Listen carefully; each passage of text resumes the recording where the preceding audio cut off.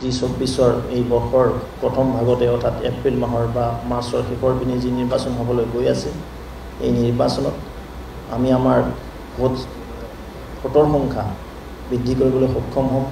এই নিৰ্বাচনটো এক অন্যান্য নিৰ্বাচন হিচাপে নলওঁ, আমি এটা ঐতিহাসিক নিৰ্বাচন হিচাপে ল'ম। এক ইতিহাস ৰচনা কৰিবলৈ আমাৰ প্ৰতিজন শ্ৰদ্ধাভাজন কাৰ্যকৰ্তা বন্ধু বান্ধৱ ইতিমধ্যে তৈয়াৰ হৈ পৰিছে। আমাৰ সকলো লেভেলৰ দলৰ কাৰ্যকৰ্তা, শক্তি কেন্দ্ৰ, বুথ, পৃষ্ঠা প্ৰমুখ, মণ্ডল, জিলা, মৰ্চা, চেল, কোষ, আমি আটাইবিলাকে নিজৰ নিজৰ ঠাইত থাকি নিজে নিজে কিদৰে আমি সংগঠন অধিক শক্তিশালী কৰিব পাৰোঁ, সেই নিমিত্তে সকলোৱে কাম কাজ হাতত লৈছে। আৰু ইয়াৰ লগত সংগতি ৰাখিয়ে আমি অহা ৮ তাৰিখে আমাৰ আটাইবিলাক মৰ্চা এখন সংযুক্ত মৰ্চাৰ বৈঠক, বিষয়ববীয়া বৈঠক আমি ৰঙিয়া হৰদত্ত বীৰত্ব ভৱনত ৰাখিছোঁ। ৯ তাৰিখে আমাৰ বিষয়ববীয়া সভা এখন হ'ব। নিৰ্বাচনী প্লেনিং যি পৰিকল্পনা আমাৰ সভাখন হ'ব। আৰু 10 তাৰিখে এখন পূৰ্ণাংগ ৰাজ্যিক কাৰ্যনিৰ্বাহক সভা অনুষ্ঠিত হ'ব। উক্ত কাৰ্যনিৰ্বাহক সভাত আমাৰ ৰাষ্ট্ৰীয় সভাপতি পৰম শ্ৰদ্ধেয় জগত প্ৰসাদ নাড্ডা ডাঙৰীয়া উপস্থিত থাকিব।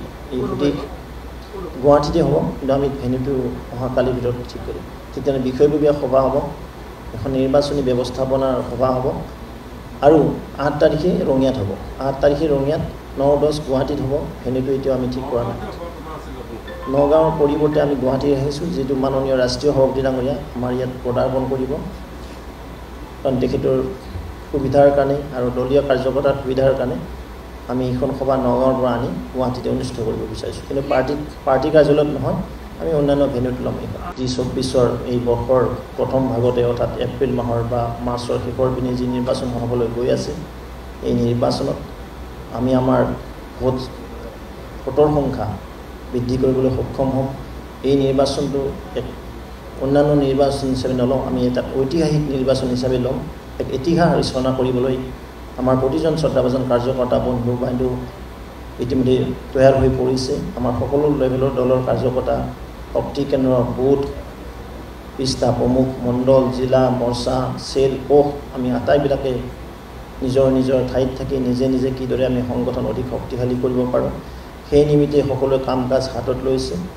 আৰু ইয়াৰ লগত সংগতি ৰাখিয়ে আমি অহা ৮ তাৰিখে আমাৰ আটাইবিলাক মৰ্চা এখন সংযুক্ত মৰ্চাৰ বৈঠক, বিষয়ববীয়া বৈঠক আমি ৰঙিয়া হৰদত্ত বীৰত্ব ভৱনত ৰাখিছোঁ। ৯ তাৰিখে আমাৰ বিষয়ববীয়া সভা এখন হ'ব। নিৰ্বাচনী প্লেনিং যি পৰিকল্পনা আমাৰ সভাখন হ'ব। আৰু 10 তাৰিখে এখন পূৰ্ণাংগ ৰাজ্যিক কাৰ্যনিৰ্বাহক সভা অনুষ্ঠিত হ'ব। উক্ত কাৰ্যনিৰ্বাহক সভাত আমাৰ ৰাষ্ট্ৰীয় সভাপতি পৰম শ্ৰদ্ধেয় জগত প্ৰসাদ নাড্ডা ডাঙৰীয়া উপস্থিত থাকিব।